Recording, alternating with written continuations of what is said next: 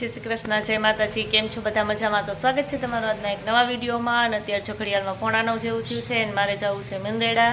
જો કપડાં તો આજે શનિવાર છે એટલે થોડાક જ હોય તો એ મશીનમાં નાખી દીધા છે, એટલે કે હાથે ધોવાના હતા નહીં, ને વ્હાઈટ ને એવું હોય ને તો આપણે હાથે ધોવા પડે થોડાક. અને બીજું બધું હજી કામ તો બાકી છે, શાક ને એવું તો. પણ મારે મેંદેડા જવાનું હતું એટલે હું ફટાફટ મારા મમ્મીને કહું હમણાં આવીને પછી શાક ને એવું બધું કરીશ એમ. અને મારે ત્યાં શેની ખરીદી કરવા જવી છે, હું ત્યાં જઈને તમને કહીશ કે આજે મારે શેની ખરીદી કરવી છે એમ. અને મીસુબેન ને પ્રિન્સભાઈ તો સવારે સ્કૂલે વયા ગયા છે. તો રોજની જેમ જેમ સ્કૂલે જવાનું હોય એટલે એનો ટાઈમ થાય એટલે તો સવારે સ્કૂલે વયા જ જાય.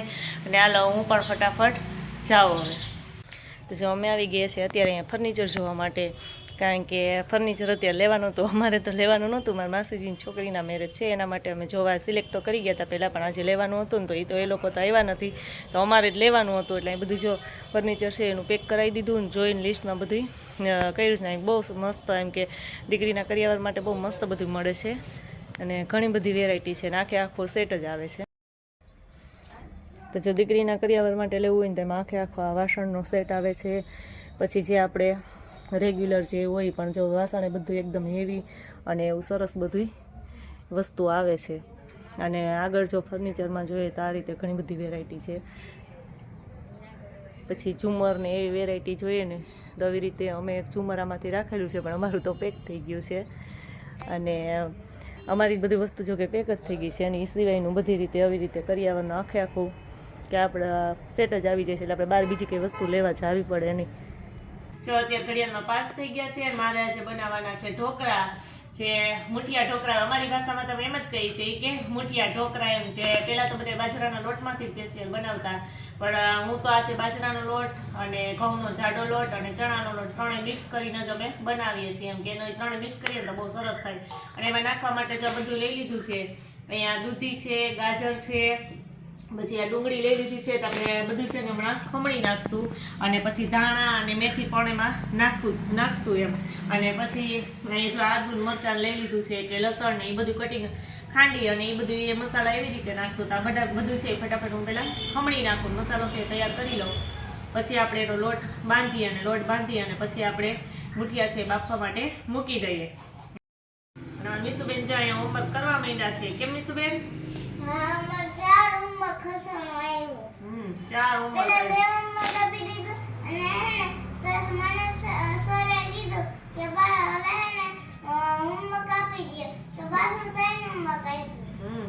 3 હોમવર્ક આપ્યું, 4 આપ્યું. પણ રજાઈ છે ને આવીને સીધું મને એમ જ કીધું રવિ સોમ ને મંગળ એટલા દિન રજા અમારી. હા, એટલા દિવસની એને રજા છે એટલે મજા આવી ગઈ. પણ મને મજા ન આવી બેન, જરાય તારે રજા આવી એટલે એનું શું કરશું આપણે હે મીસુબેન? એટલે હોમવર્ક એટલું બધું આવ્યું ને આવતા ફેરી જ વર્ગી ગઈ. હું આજને આજ બધું કે હોમવર્ક કરી લઉં ને એટલે પછી મારે કે 2-3 દિવસ મજા, મમ્મી હોમવર્ક જ ન કરવું. એ એટલા હાટું થઈને આજે આવતા વખતે જો યુનિફોર્મ એને બદલાવવા વર્ગી ગઈ. હાલો હું ફટાફટ મારું કામ છે એ કરવા માંડું. તો જો અહીંયા બધા લોટ મેં લઈ લીધા છે. કે આ ઘઉંનો જાડો લોટ છે એ લીધો છે, બાજરાનો લોટ લીધો છે ને ચણાનો લોટ લીધો છે. તો આ બધા લોટ છે ને આપણે પહેલાં મિક્સ કરી નાખીએ. અને પછી જો અહીંયા બધા મસાલા આપણા છે એ ખમણીને રેડી થઈ ગયા છે. પછી એ બધા આપણે આમાં નાખી દઈશું. ત્રણેય લોટ સરસ મજાનો મિક્સ કરી દીધો. અને હવે એમાં છે ને આપણે આ બધું કે ખમણેલી દૂધી છે, પછી આ ડુંગળી છે, ગાજર છે, અહીંયા જો ધાણા મેથી કટિંગ કરી લીધા હતા ને એ ધાણા મેથી એ નાખી દઈએ. અને આ છે જો લસણ ને આદુ, લસણ ને મરચાં નાખીને જે ચટણી ખાંડી હતી આપણે કે બનાવી હતી પેસ્ટ એ નાખી દઈએ. આ બધા મસાલો જો આમાં નાખી દીધા અને મસાલાથી સરસ મિક્સ કરી દઈએ. મસાલામાં જો કે પાણી તો હોય એટલે આપણે લોટમાં એટલે બધે કંઈ પાણીની જરૂર નથી પડતી, પણ તોય આપણે થોડું ઘણું જો પાણીની જરૂર પડે તો મેં લઈ લીધું છે તો પાણી નાખશું. અને આ બધું મિક્સ કરી અને પછી હવે સ્વાદ પ્રમાણે મીઠું, હળદર ને ચટણી એવા બધા મસાલા છે એ નાખી દઈએ. પછી આપણે લોટ એ બાંધી લઈએ. જે બધા મસાલામાં સરસ મિક્સ કરી દીધા. અને હવે આપણે સેજ અમથો જે આપણે ભજીયામાં નાખવાનો સોડા હોય ને કે સાજીના ફૂલ કહીએ સેજી નાખશું. એટલે આ છે ને આપણા ઢોકળા એકદમ સરસ પોલા થાય. પછી ઉપરથી આપણે લીંબુ નાખી દેવું એટલે સેજ ખટાઈશવાળા થાય. એટલે સાજીના ફૂલ તો અમુક નાખે ને અમુક ન નાખે, પણ એ આ નાખીએ ને સાજીના ફૂલ તો સરસ કેમ ભજીયા પોલા થાય. એ રીતે આપણા ઢોકળા છે એ સેજ પોલા થાય એટલે મેં અહીંયા નાખ્યા છે.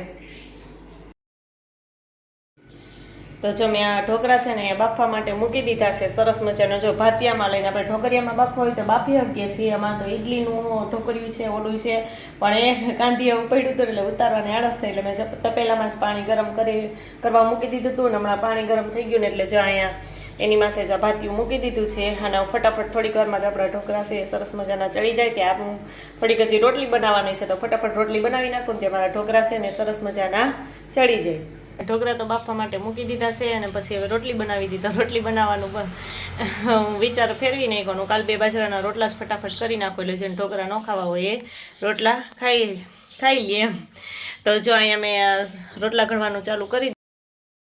તો જો અહીંયા ગેસ ચાલુ કરીને આપણી તાવડી મૂકી દીધી છે અને અહીંયા જો રોટલા લોટે હું મહરવા માંડી છું અને બાજરાના રોટલા છે ઘડવાનું ચાલુ કરી દીધું છે. અને કાલની જેમ જો આજે પણ બિલાડી આવી ગઈ છે તો આજ તમે એને રોટલીની આરે છાશ મૂકી દીધી છે એટલે જો એ કેવી સરસની રોટલી ખાઈ છે ને પછી છાશ પી લ્યો. મારો રોટલી ઘડવાનો ટાઈમ થાય ને એટલે બિલાડી રોજ અહીં આવી જાય છે અને મારી બાજુમાં બેઠી બેઠી જ રોટલી ખાતી હોય.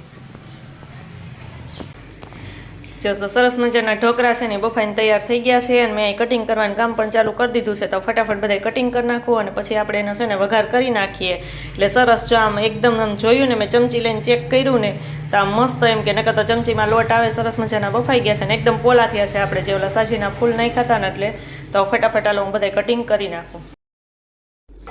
તો જો આ ઢોકળા છે સરસ મજાના આપણે કટિંગ કરી અને પછી વઘારી નાખ્યા છે મસ્ત ના. અને સુગંધ બહુ મસ્ત આવે છે. જતા જ મોઢામાં પાણી આવી જાય ને એવા મસ્ત બન્યા છે. તમારે કોઈને ખાવા હોય તો આવી જાજો. અને એની સાથે જ આપણે દહીંની ચટણી બનાવી છે બહુ મસ્ત. અમારે તો બધાને દહીંની જ ચટણી ભાવે છે. અમે ભજીયા કરીએ ત્યારે એની સાથે દહીંની જ હોય. મહેમાન આવે તો આંબલીની હોય, બાકી તો દહીંની જ કરવાની હોય. કારણ કે આ દહીંની ચટણી છે ને બહુ મસ્ત બને છે. તમે કોઈ ન બનાવતા હોય તો એક વખત ટ્રાય કરી અને જોજો.